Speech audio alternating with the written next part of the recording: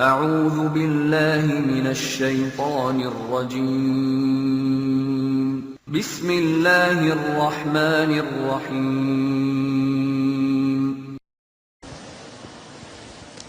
Hari ini kita akan belajar tentang kebesaran Allah Subhanahu wa taala. Kurang lebih judulnya Allah itu maha baik banget. Ada banyak orang bahkan mungkin kita ngerasa bahwa kita itu kurang beruntung dibandingkan orang lain. Ngerasa bahwa kayaknya Allah nggak adil sama kita. Karena kita melihat orang lain mendapatkan banyak nikmat, sedangkan kita enggak. Kita ngerasa kayak orang yang paling dicurangin dalam hidup oleh Allah Subhanahu wa taala. Kita ngerasa kayaknya orang yang paling sengsara di antara semua manusia. Ketika kita membandingkan hidup kita dengan hidup orang lain. Kalau kita pernah ngerasa kayak gitu, gara-gara kita sedang diuji oleh Allah dengan satu masalah, pasti kita berarti belum mengenal Allah Subhanahu wa taala. Ada orang yang diuji mungkin dengan ujian fisik. Dan kadang-kadang itu bukan ujian sebetulnya. Dia aja yang tidak mampu bersyukur atas nikmat fisik yang Allah berikan. Dia ngerasa warna kulitnya adalah ujian. Kayak saya gitu. Alhamdulillah ini mah bukan hitam, eksotis. Ada orang yang ngerasa jenis rambutnya adalah ujian. Ada orang yang ngerasa tinggi badannya adalah ujian. Ada orang yang ngerasa bentuk hidungnya adalah ujian. Ada orang yang ngerasa gemuk dan kurusnya adalah ujian. Ada orang yang bahkan ngerasa nasab keturunan adalah ujian. Sehingga bagi dia menjadi orang yang paling tidak beruntung karena diberikan fisik yang menurut dia tidak ideal. Ini pasti orang gak kenal Allah Subhanahu wa ta'ala. Kalau dia kenal Allah Subhanahu wa ta'ala, maka dia akan melihat sebaliknya. Kalau dia kenal Allah Subhanahu wa ta'ala, alih-alih dia mengeluhkan nikmat, justru dia makin bersyukur kepada Allah. Ada juga orang yang merasa dirinya paling menderita karena melihat dirinya orang yang paling tidak beruntung dalam urusan harta. Dia menilai orang lain lebih beruntung karena gajinya lebih besar, karena diberikan nafkah oleh suaminya lebih banyak, karena kendaraannya lebih baik, karena rumahnya lebih luas, karena tempat kerjanya itu lebih bergengsi, karena titel dan gelar-gelarnya itu lebih tinggi, sehingga dia merasa karena hartanya terbatas menjadi orang yang paling sengsara di muka bumi. Ini juga orang yang gak kenal sama Allah. Atau ada juga yang ngerasa dirinya tuh paling menderita karena masih jomblo. Dia cemburu kepada temannya yang nikah. Bahkan dia cemburu kepada temannya yang baru putus. Lo masih mending ngerasain gimana putus. Dah gua jadi juga gak pernah katanya. Jadian juga gak pernah, apalagi putus. Ada banyak banget hal yang dikeluhkan oleh manusia untuk dia ngerasa pantas menyebut dirinya itu sebagai orang yang paling sengsara. Ada banyak hal yang dianggap oleh manusia itu pantas dikeluhin kepada Allah Subhanahu wa taala karena memang dia ngerasa dicurangin oleh Allah Subhanahu wa taala. Dan hari ini kita pengen belajar bagaimana merubah keluhan-keluhan, yaitu Abu Ubaidah bin Jarrah kekuasaan sebagai gubernur di Syam, Suriah. Sehingga suatu hari ketika dia sedang memantau keadaan rakyatnya, lagi belusukan, keliling-keliling gitu, Abu Ubaidah pernah melewati suatu hutan yang tidak ada penduduk tinggal di sana. Tiba-tiba Abu Ubaidah bin Jarrah menemukan sebuah gubuk kecil di tengah hutan. Ini lagi lewat nih bersama pasukannya, kayak lagi ada ekspansi gitu. Tiba-tiba ngelihat tiba-tiba Abu Ubaidah melihat sebuah gubuk di tengah hutan. Terus karena penasaran, Abu Ubaidah pun mendekat ke gubuk itu. Dari luar gubuk, Abu Ubaidah mendengar suara laki-laki bertahmid kepada Allah. Dari luar kedengaran ada seorang laki-laki bertahmid kepada Allah. Dia berucap, Alhamdulillah, Alhamdulillah, Alhamdulillah, Alhamdulillah, Alhamdulillah, Alhamdulillah. Terus dia bertahmid, memuji-muji Allah Subhanahu wa taala. Sehingga akhirnya Abu Ubaidah menjadi kepo. Mulailah Abu Ubaidah stalking, ngepoin, ini siapa nih yang punya akun? Kok postingannya itu positif terus gitu? Postingannya itu memuji-muji Allah. Allah maha baik, Allah baik banget, Allah luar biasa, Allah keren, Allah apa? Terus memuji-muji Allah Subhanahu wa taala.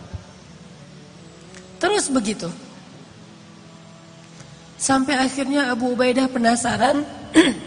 Maka Abu Ubaidah pun memberi salam, minta izin supaya dibolehkan masuk ke dalam rumah. Assalamualaikum. Waalaikumsalam. Boleh saya masuk? Adkhul, kata Abu Ubaidah. Silakan, silakan. Akhirnya Abu Ubaidah pun masuk ke dalam rumah itu. Sementara prajurit-prajuritnya menunggu di luar. Ketika Abu Ubaidah masuk ke dalam rumah, Abu Ubaidah merasa heran karena dia melihat di dalam rumah itu hanya ada seorang kakek-kakek yang terbaring di atas tanah, gak punya kasur, bahkan gak punya tikar, gak punya bantal, benar-benar terbaring di atas tanah. Dan rumahnya kosong, tidak ada perabotan apapun. Gak ada tempat tidur, gak ada lemari, gak ada dapur, ya satu ruangan gubuk itu aja. Dan dia melihat seorang kakek-kakek terbaring sedang memuji-muji Allah Subhanahu wa taala. Ketika Abu Ubaidah mendekat kepada kakek ini, ternyata Abu Ubaidah baru ngeh kakek ini adalah seorang tunanetra. Tidak bisa melihat. Lalu dia melihat kaki kakek ini dalam keadaan lumpuh, tidak bergerak. Usianya sudah sangat tua, matanya buta, tubuhnya lumpuh. Yang bergerak dari tubuhnya cuma bibir saja sambil berucap Alhamdulillah, Alhamdulillah, Alhamdulillah. Abu Ubaidah pun duduk di sisi kakek ini. Kemudian Abu Ubaidah bertanya, Ya Abdullah, Ya Syekh, Kek, dengan siapa kakek tinggal di sini? Kakek itu menjawab, saya tinggal di sini dengan anak saya. Tadinya saya punya keluarga besar. Saya punya istri, punya beberapa orang anak. Tapi istri saya sudah meninggal, anak-anak saya sudah meninggal, cuma tinggal satu orang. Terus kakek kenapa tidur di sini? Kata kakek itu, saya lumpuh dan saya tidak bisa melihat. Tapi Allah maha baik, kata kakek ini. Abu Ubaidah makin penasaran. Orang miskin, sebatang kara, lumpuh, udah tua, gak bisa ngelihat, gak punya siapa-siapa kecuali anaknya satu-satunya. Abu Ubaidah bertanya, Kek, saya dengar dari tadi kakek itu terus memuji Allah. Dari sejak saya di luar rumah, saya dengar kakek ini terus memuji Allah. Alhamdulillah, Alhamdulillah, Alhamdulillah. Tapi saya perhatikan, sepertinya kakek ini tidak punya kehidupan yang layak. Rumahnya gubuk, di dalam rumah gak ada apa-apa, kakek sakit-sakitan, gak punya keluarga. Saya penasaran apa yang kakek syukuri kepada Allah sehingga kakek tidak berhenti mengucapkan Alhamdulillah. Perasaan nikmatnya kayak gini-gini aja nih. Terus apa yang kakek syukuri? Kakek ini tersenyum. Kemudian kakek ini mengatakan, wahai Tuan, ada 2 nikmat yang diberikan Allah kepada saya, dan itu lebih saya cintai daripada dunia dan seisinya. Yang nikmat ini tidak diberikan kecuali kepada orang-orang yang Allah cintai saja. Ada 2 nikmat yang diberikan Allah kepada saya, yang nikmat ini khusus hanya diberikan oleh Allah kepada hamba-hamba yang Allah cintai. Dan 2 nikmat ini lebih saya sukai daripada dunia dan seisinya. Lebih saya sukai daripada keluarga, lebih saya sukai daripada harta, lebih saya sukai daripada jabatan, lebih saya sukai daripada kesehatan fisik. Karena 2 nikmat ini hanya Allah berikan kepada orang yang Allah cintai. Akhirnya Abu Ubaidah bertanya, ya Syekh, Kek, apa 2 nikmat yang Allah berikan kepada kakek yang tidak diberikan kepada sembarangan orang, hanya diberikan kepada orang-orang yang Allah cintai? Kakek ini menjawab, 2 nikmat itu adalah qalban syakiran wa lisanan dzakiran. 2 nikmat yang diberikan Allah hanya kepada orang yang Allah cintai adalah nikmat hati yang selalu mampu bersyukur dan nikmat lisan yang selalu mampu berzikir.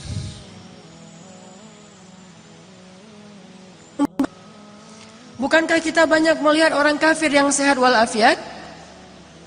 Bukankah kita banyak melihat orang kafir yang keliling dunia, sukses secara bisnis? Produk-produknya ada di seluruh dunia. Bukankah kita melihat orang kafir itu sukses dalam karir-karirnya? Allah berikan nikmat itu kepada orang mukmin dan kepada yang tidak mukmin sekalipun. Karena nikmat itu nikmat murah, Allah berikan kepada siapa saja. Sehingga itu bukan ciri bahwa seseorang itu dicintai oleh Allah. Sehingga kita menilai diri kita menjadi orang yang kurang beruntung karena kita tidak diberikan nikmat yang Allah berikan kepada orang kafir. Sehingga kita menjadi orang yang kurang beruntung karena harta kita sedikit. Dan orang kafir lebih beruntung karena hartanya berlimpah. Makanya saya bilang di awal, pasti dia gak kenal Allah subhanahu wa ta'ala. Dia gak ngerti Allah subhanahu wa ta'ala. Seandainya dia mengerti, maka dia akan bersyukur kepada Allah dan tidak akan berhenti untuk memuji Allah subhanahu wa ta'ala. Yaitu nikmat qalban syakiran. Kalau hati kita mulai merasa tidak puas dengan nikmat Allah subhanahu wa ta'ala, kalau hati kita mulai mengeluh terhadap ketentuan Allah subhanahu wa ta'ala, saat itulah kita harusnya banyak-banyak minta ampun kepada Allah. Allah memberikan hidup kita dengan fasilitas yang banyak, tapi kalau Allah cabut nikmat qalban syakiran, dia akan jadi orang yang sengsara. Allah kasih harta yang banyak, Allah kasih qalban syakiran, hati mengeluh karena dia tidak diberikan qalban syakiran, walaupun diberikan semua nikmat dunia. Makanya kakek ini mengatakan, saya mendapatkan 2 nikmat yang Allah tidak berikan kepada siapapun kecuali kepada kekasihnya, yaitu nikmat qalban syakiran, saya selalu bersyukur, saya selalu merasa bahagia, saya selalu merasa cukup. Walisanan dzakiran, dan lisan saya dibimbing dengan hati yang bersyukur itu untuk selalu berzikir, memuji Allah Subhanahu wa taala. Sedangkan hati yang tidak bersyukur akan membimbing lisannya untuk mengeluh, akan membimbing lisannya untuk mengutuk, akan membimbing lisannya untuk menyalahkan diri sendiri ataupun orang lain. Suhha jasadu kulluh wa idza fasadat fasada jasadu kulluh. Hati itu kalau benar, maka seluruh anggota organ tubuhnya akan benar termasuk lisan. Kalau hatinya rusak, maka seluruh organ tubuhnya termasuk lisan juga akan menjadi rusak. Teman-teman yang dirahmati Allah, tuh kan Al-Ghani, Al-Khafi, At-Taqi. 4 orang ini kalau ada pada 4 karakter ini kalau ada pada diri seseorang, sa'idun, orang yang paling bahagia. Apa mukmin? Orang yang selalu percaya sama Allah Subhanahu wa taala. Orang yang kalau dikatakan la tahzan, innallaha ma'ana, maka selesai sudah masalah dia. Abu Bakar pernah khawatir ketika sedang bersembunyi di dalam Gua Thur bersama Rasulullah. Kemudian dikejar oleh musuh-musuhnya, ingin membunuh mereka, ingin menangkap mereka. Bahkan bisa saja saat itu juga kalau musuhnya ngelihat ke bawah, mereka akan langsung ditusuk dengan tombak, akan dibunuh di situ atau akan dibakar hidup-hidup. Kekejaman Abu Jahal itu sudah dikenal di kota Makkah. Dalam keadaan yang sangat khawatir, Abu Bakar berkata kepada Rasulullah, "Ya Rasulullah, kalau mereka melihat ke bawah kaki mereka, kalau mereka melihat ke bawah betis mereka, mereka akan menemukan kita ya Rasulullah, mereka akan menangkap kita ya Rasulullah." Dalam keadaan Abu Bakar sedih, khawatir, galau, dan itu sifat manusia. Orang mukmin pun mengalaminya. Orang beriman